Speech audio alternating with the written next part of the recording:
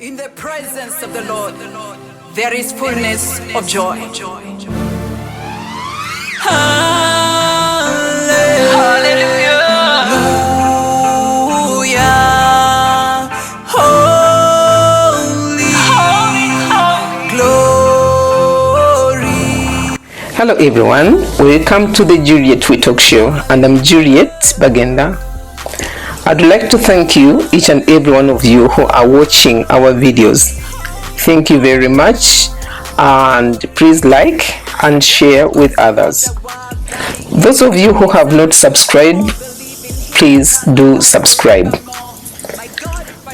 On today's show, we have our guest, the beautiful singer Esther Mwangi, originally from Kenya. And please, Esther, introduce yourself. Thank you, and welcome to our show.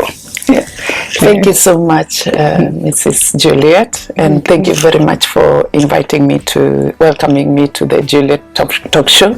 It's a great privilege and honor. She said, my name is Esther Mwangi, and I'm a gospel singer from Kenya. I've lived here for a while, but I used to say I'm 16 years. That's nice. Yeah. And when did you start singing, and what made you, or what inspired you to start singing? When it comes to singing, I grew up in a family that has always been singing. So as I can remember, I always used to sing, and I used to sing my own songs. We used to have evenings whereby me and my siblings, we could, before we went to bed, we had different competitions, music competitions, where each one had a mandate of composing your own songs from the scratch. You should sing something that nobody else has sung. So I grew up in that kind of family. So every time we always used to sing our own songs. So, but the gospel singing, I started when I got born again many years ago. As I said, I'm 16 years ago. Even if my kids are 24, I don't know what happened there. That's okay. Yeah, but as they say, that age is just a number, so exactly. It's okay to be 16. Yeah, man. So I made a vow to God that I'll always be singing gospel songs. But when it comes to the recording part, I started to record 7 years ago, and I didn't record it because I wanted to record. I've always been recording songs and throwing them away because I never felt that it could be of any use. To me, they were just things I did as a hobby. Yes. Until one time God asked me, what are you going to do with all these songs that you keep recording and then you throw them away? And I thought, what is there to be done about the music? It's just songs because I felt that everyone was a composer because that's the environment I grew up with. And so he told me, okay, you can record as a memory for your kids. Because I remember my grandmother, she was very good in singing. She was actually she used to sing when she was younger. And my grandfather, and that's how they met. So, and I missed her. I wished we had recorded her so that we can have her voice even to this day. So God asked me, then you can record for your kids. I thought, but one day I used to hearing me sing, so there's no problem. Then I thought, okay. He asked me, then you can record it for your friends. I thought, most of my friends have heard me sing, so there's no problem. Then he told me, there's somebody around the world that will be encouraged by the songs that you sing and record. So you can record for them. When he said that, I thought, that one is beyond me. Who would like to listen? Who on earth would like to listen to my songs? Because I never felt that I had a good voice enough to be listened to. And I didn't have the confidence enough and that the songs that God is giving me could be of any use anywhere. So one time I went to a music shop, and I met a producer there, and I didn't know he was a producer, and he was in the music, and we ended up talking about recording songs, and I just decided, because God has told me, let me ask him. But I know when he listened to my songs, he'll not want to record my music. And the moment I began to record, he said, I like your music. It's very good. I thought he's just telling me that because he wants my money. Because I did have confidence in myself, and in the past I've had people that are more, I've looked up to in different choirs where people have told me, no, your voice is not good enough for a microphone, you should never touch a microphone, and things that were demeaning. So it destroyed even my confidence even more I can imagine. to sing. So, but God has a way of causing what the enemy meant for evil to turn it around for good. So after recording the songs, and then he told me, now God asked me, now you have to launch them. I thought nobody will give me a chance to sing. So I went to the police boldly, knowing I just did it because I want to prove to God that it will not happen. Nobody will even allow me to sing anywhere. So the same day before they gave me the permit, I went to a certain church in Bredeng. Yes. And there was a woman that was talking about going to Bulgaria to sing and to do mission work, and that anyone is welcome that wanted to go. And I felt the Holy Spirit telling me, say that you want to go. I contacted the woman boldly, thinking that she'll say no. And I thought it was because we are going to be so many that we are going to go. Nobody will put me at a spotlight. So we agreed the day we were going to go. I paid the ticket, and then the same day I was going to the airport, the police called me to ask a few clarifying questions, just to make sure that everything was in order. And they agreed that they were going to give me the permit to have my launching in Segel Story. Okay. And I panicked, and I thought, how am I going to arrange It was a everything? big thing to give you a permit to launch the Segel Story, because it's Segel Story for our international friends. It's a place where big events happens here in Stockholm. So it's a big thing, really, if they can give you a permit to perform there. Please continue. But all this I was doing because I wanted to prove to God that he was wrong and I was right. So I did it knowing that the police will definitely say no. So I went boldly. But when they said they will give me whatever the permit will be in my email when I come back, I said, okay, God, now I'm panicking because I don't know how to deal with this. But then I said, okay, let me just focus on going to Bulgaria, and then I come back. It was supposed to be a Jewish festival, but I never thought it was a big festival. I thought it's just a Juakali. A small thing. A small thing. But I was not thinking that I was going to be alone, but many of other people that were going to go with me, the last minute they said they can't go. So it's me and the woman, but still, because I thought it's just going to be a small thing, I never took so much thought about it. So I went. What blew my mind is when I went to we checked in to the hotel that we were supposed to be in. They took us to the venue that we were going to have the festival, and I was going to sing in that on that one of those, the first day.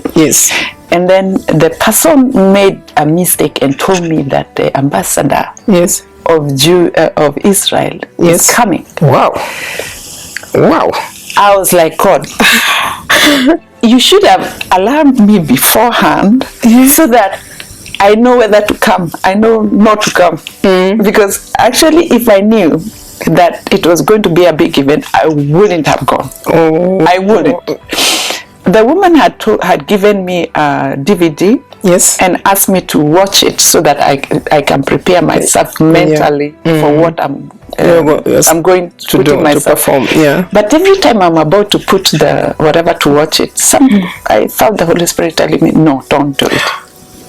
And I'm glad I didn't, because if I did, I wouldn't go. Oh, that should have been some very bad. Yeah. But thank God that you lifted. So I'm already there, and that place, the time when I was in Bulgaria, Yes. you could barely see any African person. No. So there was only, everyone was white around there. I didn't see any black.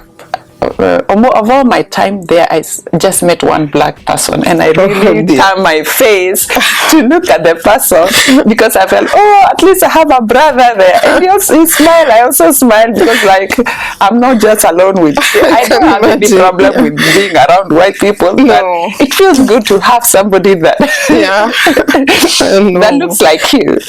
So anyway, after a while, I went, but I had to pray the whole night, because I was like thinking, God, how do I do it? Well, how do I get myself out of there? If it is somewhere, and the place was very far in no man's land, so I can't take myself. Somebody has to take me back to the airport. So there's no way of running away. There's only one way: going to the venue and doing whatever I have to do. Yes. And I remember I went there, and I thought, okay, I still convinced myself, maybe it's not that big. Maybe it's just a luncheon or something like that. It's just the ambassador, so it's okay. When I went, I saw the venue. All the confidence I had disappeared. And the worst thing, they went and put me just in front of everyone else. There's a place where people that are going to perform are put there to wait. And as time went by, the ambassador himself came and said, just in front of me. Oh dear. Of all the other places you would have sat, it would have been good, but not in front of me. That was God's will. That is God's will.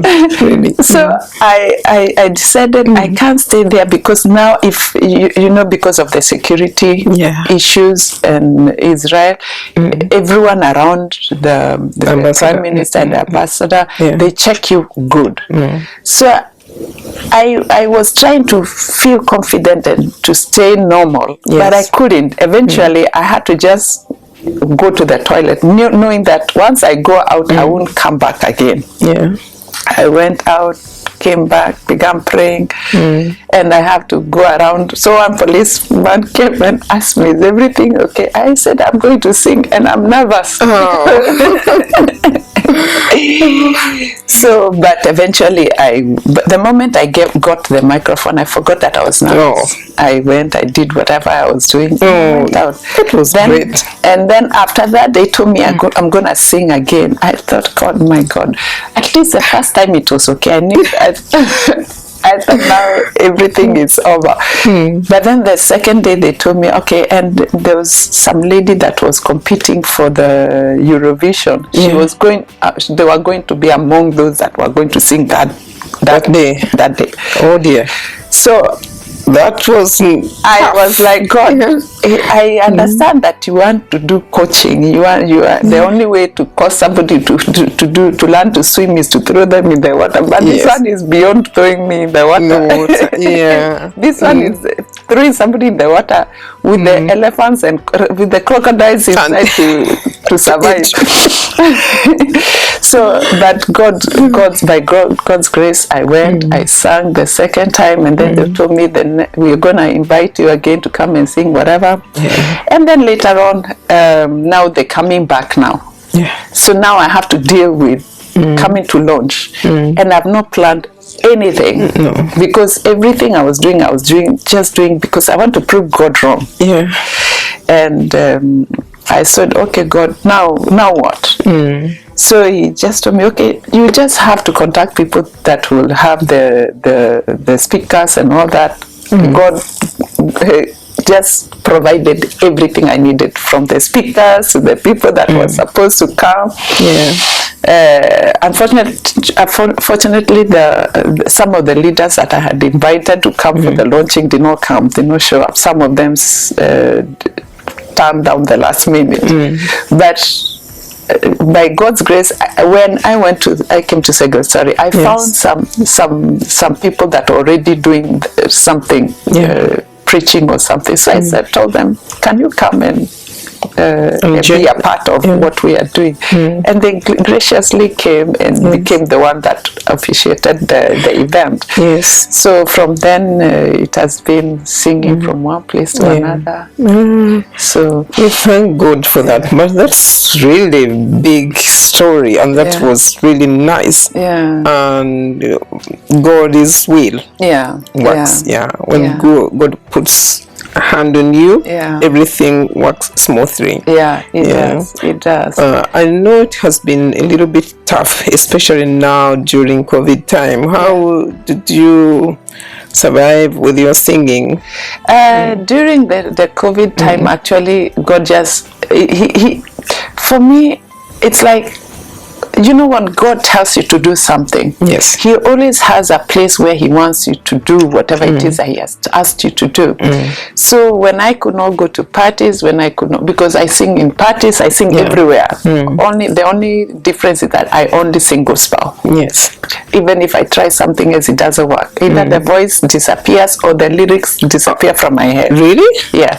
Oh dear. Even songs that are very simple, because it's a vow I made to God. So, oh dear. So when I can't keep it, He makes sure that He helps me keep. So I only sing gospel wherever That's I go. interesting. So anyway, God opened the elderly homes where I used to sing every now and then in different elderly homes. So that's how I've been doing, because during the corona time, people needed hope. Oh yeah. And the gospels, for the first time, gospel singing has been like, you can sing, there's no problem. So that's what I've been doing during the time that it was closed, most of the places. And some places I could pre-record some music that was sung either through via television and things like that. Okay, that's good. Have you done any singing in Kenya? Yeah. Oh yeah, several. I think I saw one concert. Yeah, about 2-3 concerts, I think, which I saw on YouTube, which you are among. Singing, and they were really good. And thank you. Some of the songs which I listened to, it was Glory. Yeah. And then this one was the other one, which is called Jag kommer hem till, it's in Swedish. Yes. Was it? I think it's called Jag ska hem till dig. Jag ska hem till dig. I loved it really. It's a nice song. Do they love it here in Sweden? Yeah, most of the time when I sing that one, is like everyone can connect to it, because Sweden has its own type of songs that is like kind of like tradition. And I wanted to sing a song. Actually, that song, I sang it because I was singing it for an elderly lady that was like homesick, and she was talking about wanting to go home. She wants to be with her people. So I told her, just like Jesus was met Lazarus, Zacchaeus on the tree, and told him, come down, I'm going to your place. Oh, that was so nice. That's a combination of two.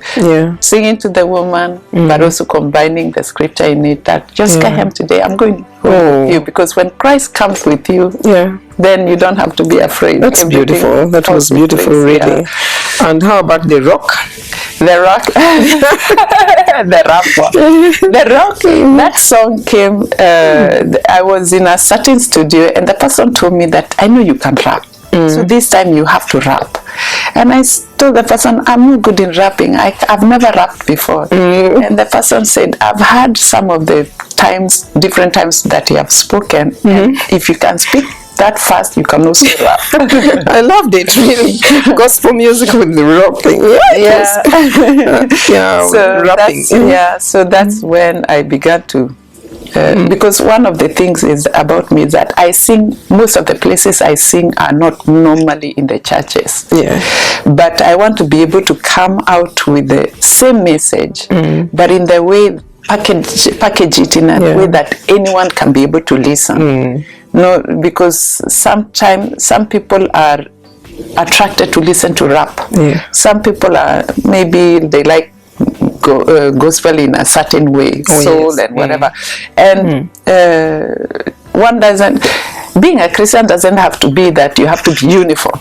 Everyone has to have slow music, or it has to be a certain way, because God is a creator. He's a creator of everything, so everything has its place. And if it can be used outside, and it's God who created, why can't I use it to glorify God and at the same time? And then it's about having your own identity, because we are different as humans. We have different ways of doing things. Then, as you said, it must not be a uniform. You have to create something new. Music is creation. It is. But I loved it. It was a very nice song. And I hope each and everyone can listen to that song. All the songs, for me, I love the rock very much. It was a very beautiful song. And then what I wanted to ask you is about what are the qualities that makes a good musician? For me, music, being a musician or being into music is a calling for me. And because for me, it's not like I just sang.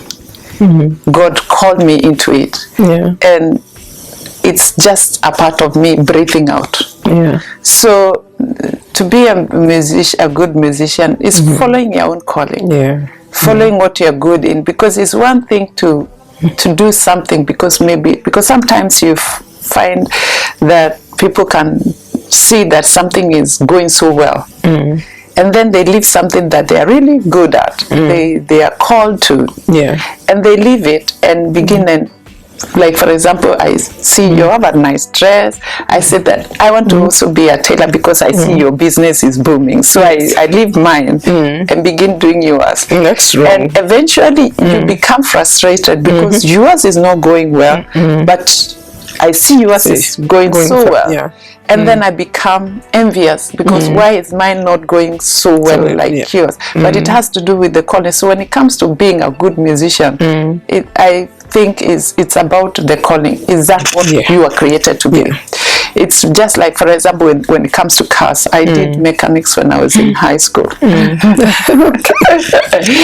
So there are different types of cars. There's a Volvo, there's a Saab, there's a limousine. And if you take the spare parts, they're all cars. But if you take a spare part of one car and put it in another car, it might work, but it won't be effective, and it might end up destroying in the end. It might end up destroying the value of the other car. That's true. So what I can say, whether it's music or any part, it has to do with what is it that God has called you into. What is a basic gift? Because you will do it without struggling. Me, you can wake me up in the night and I'll be singing. I'll be singing in the street. Sometimes you might see me in the train. I'm like, and one of the things I'm always having is my earphone. I never get tired of music. I like singing. I like listening to singing. Of course, mostly I like gospel singing because to me it's about the message in the music. In the music, yes. So something to inspire, something to make somebody get from where you are to another better position. So that's really true, because I believe too that people, we have to learn that to do things which we feel comfortable with. That if I love this, and I can do this, then I have to be good in whatever I do, not because someone is doing something else and they're successful, as you say, that I jump from this and I start that. No, that's wrong. So we have to do something which we feel you feel inside, that I'm comfortable. As we are sitting here, that I feel comfortable talking to you, feel comfortable talking to someone. It's the comfort inside and the love of what you are doing. It's very important to love what you are doing. Even if as we are working, we have to love our jobs, so that we can move on. And that is actually what makes whatever, because there's a bad part, there's always a negative part of everything one does. Oh yes. But if you don't love what you do, you will not have the strength to carry it. No. Because sometimes we look at some areas, some occupations, and we think that one is very colorful. I think, and it looks very easy because the person is doing it very with the grace, because it's about the grace. If you don't have the grace for it, no, you will not be able to carry the weight, because the grace comes because so that you can be able to carry the weight of whatever you're carrying. Yes. And once the grace is not there, you'll be frustrated, and you frustrate everyone else around you. What difficulties have you met as a musician? Oh, there are many. I can imagine. That is why I talked about the grace. Because, like, for example, there was one particular time I was told never to touch a microphone because my voice is not good enough. Okay. I've been, while I'm holding the microphone trying to sing, somebody has come and put me away. Oh, no. In front of everyone. I've been told that this, when it comes to music, if you have to really do well, you have to stop singing gospel, you have to sing something else, and we'll sponsor you, we'll publish you, we'll do everything you need, and we'll give you the money you need. And many would fall for that one. Many do fall for that, actually. Many do fall for that. But for me, it's a vow I made that I will sing gospel. And I made it not to human being, I made it to God. Yes. And he also made his own part of bargain, that anytime I try to sing anything else, either the lyrics disappear from my head, or the rhythm just vanishes, and I can't get it. So I've tried it several times and it didn't work. So I decided I just keep on my lane. And it's good to find yourself. Yes. That I'm comfortable with this one. This is what I'm supposed to do. It's very important. And for now, we are going to take a break, and we'll continue with part 2. Thank you for now. See you soon. So amazing with the words I can't explain.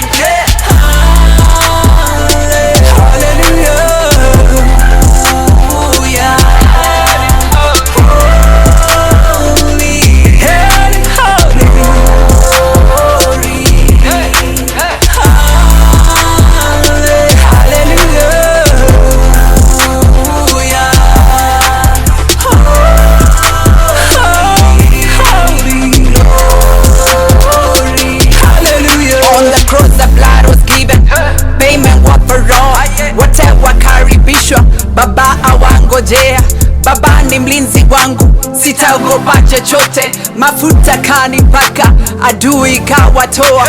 The Lord is my salvation, a rock that is a shaken, a never present help in need whenever I call.